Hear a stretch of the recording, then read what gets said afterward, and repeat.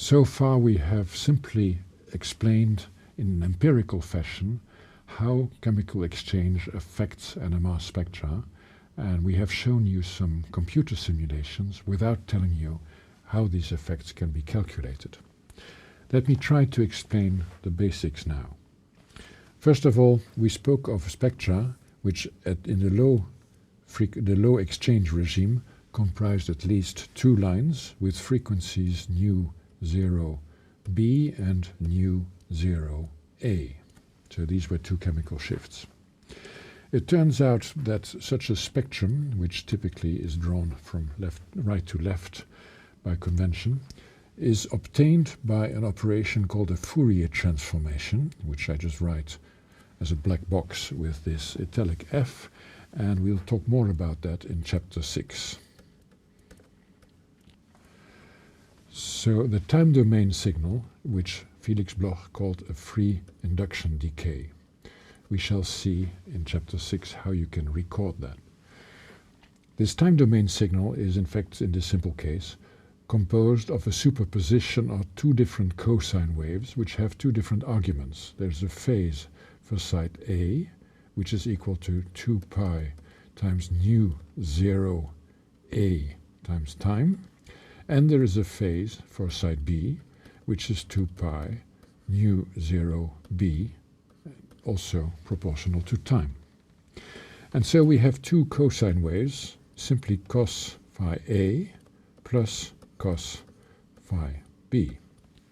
So both of these phases are linearly proportional to time, and if you draw them, then we have a slow beat here in dotted lines that corresponds to the lowest frequency, in dotted lines a slow cosine wave, and on top of that a faster cosine wave. Now we can plot the difference in phase, so this is delta phi, and delta phi is the difference between the fast and the slow, so delta phi is equal to phi A minus phi B. And if these equations hold, that is to say if there's no chemical exchange, then you expect the difference in phase to be simply proportional to time, since both of these factors are proportional to time, and consequently we have a simple line with a slope that is determined by the difference in chemical shifts. So the slope would actually be 2 pi times delta nu, which is the difference in chemical shifts. This is applicable if there is no exchange. But if there is hopping of the molecules from one side to the other, so A becomes B and B becomes A, then these different signals here cannot build up a phase difference because we effectively hop from one curve to another in a stochastic fashion. And this haphazard hopping from the one side to the other means that the chemical shift difference is averaged to 0. That means that there can be no build-up of a difference in phase. And in fact, if the exchange is reasonably fast without being infinitely fast, then we get this rather noisy line where the phase difference is close to 0 degree. If we have a very fast exchange, infinitely fast exchange, then there will be a sharp horizontal line without any stochastic excursions. So far we have discussed the consequences of chemical exchange on the line width and line positions of NMR spectra in a sort of empirical fashion, supporting our discussion by numerical simulations, but without telling you really how these numerical simulations were made. So to understand that, we have to go one step beyond, and I would like to discuss with you what happens with the magnetization in a frame that we shall discuss in chapter 6, which is known as the rotating frame. It turns out that the magnetization can be drawn as a vector, and this vector has an x component and has a y component, and in the course of the magnetic resonance experiment it will undergo both a precession and a decay of its magnitude. And the precession angle here, from its initial position to its position at time t, can be called phase as a function of t. Now it turns out to be very convenient to define a complex number, which I call m plus of t, and which is defined as mx of t, plus I of my of t. So this is a simple complex notation. Incidentally, it's modeled after a so-called raising operator in quantum mechanics, which is defined as I plus equal I plus Ix plus Iy. So this is the model, so to speak, Pauli's model for our new definition. Now, if we want to describe precession, then we can write m plus of t is equal to m plus of t at time 0. Incidentally, this notation encompasses both the amplitude and the phase at time 0. And the precession can be written like this: 2 pi nu 0, that's the chemical shift at which these things precess, and time. If we want, we can embellish this notation by taking into account the decrease of the amplitude, and that can be done by multiplying this with a decaying function t2. Now, from this equation, which describes both the precession and the transverse relaxation of the magnetization, we can obtain the time derivative, which we can write d over dt of this same complex object, which can be written in shorthand notation m plus of t with the dot over it. And this turns out to be the same as mx of t times a minus in front, and then we have I 2 pi nu 0, and we have plus 1 over t2.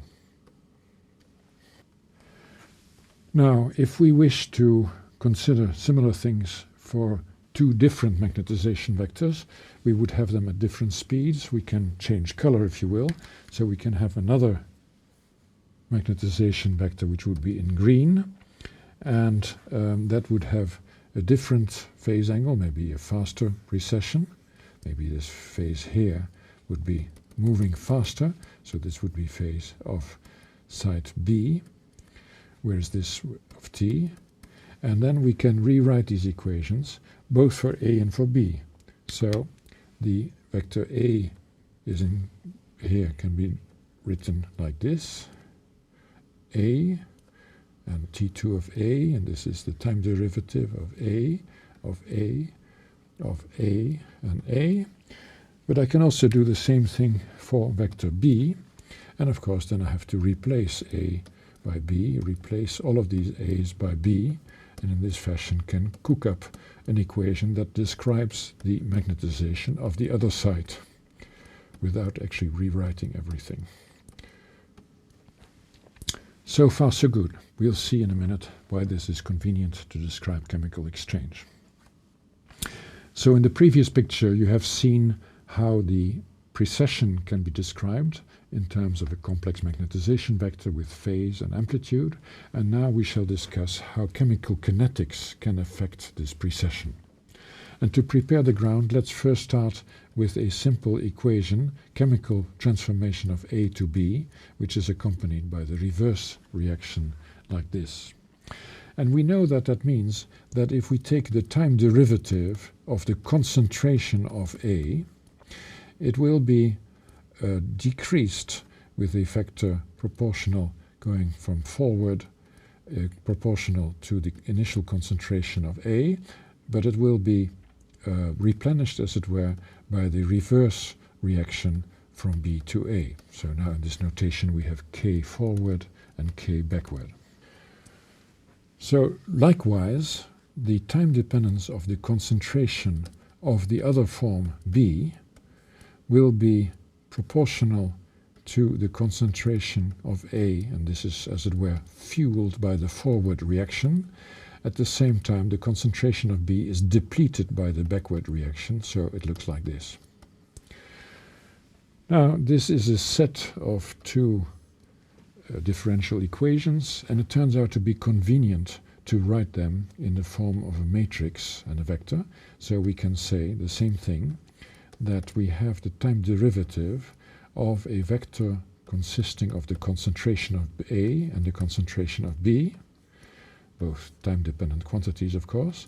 And we have a matrix which is made up of the coefficients that we see here, minus k forward plus k backward, plus k forward minus k backward, and this multiplies another vector comprising the same concentrations of A and B.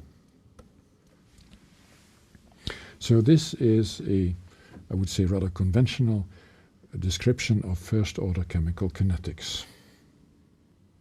Now it turns out that we can combine the interplay, we can express the interplay of these things by describing the interconversion of the magnetization vectors. And to do that, we have to take the time derivatives of the magnetization vector, complex magnetization vector of site A, and the complex magnetization vector of site B, and we make a vector of these two, and then we make a matrix, and in this matrix we have minus k forward, that we know from the chemical exchange effect, but we also have minus I 2 pi nu 0a for the chemical shift.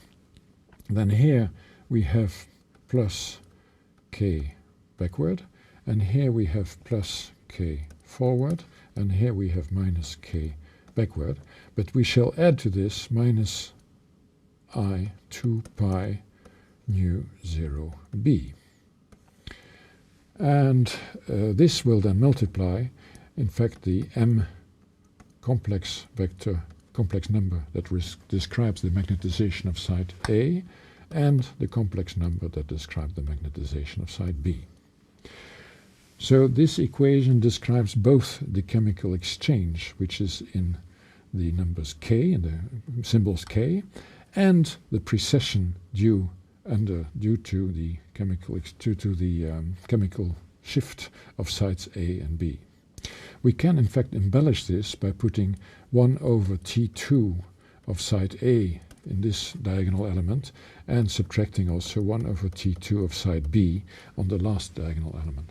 But the basic idea is that we have a 2 by 2 matrix that describes this.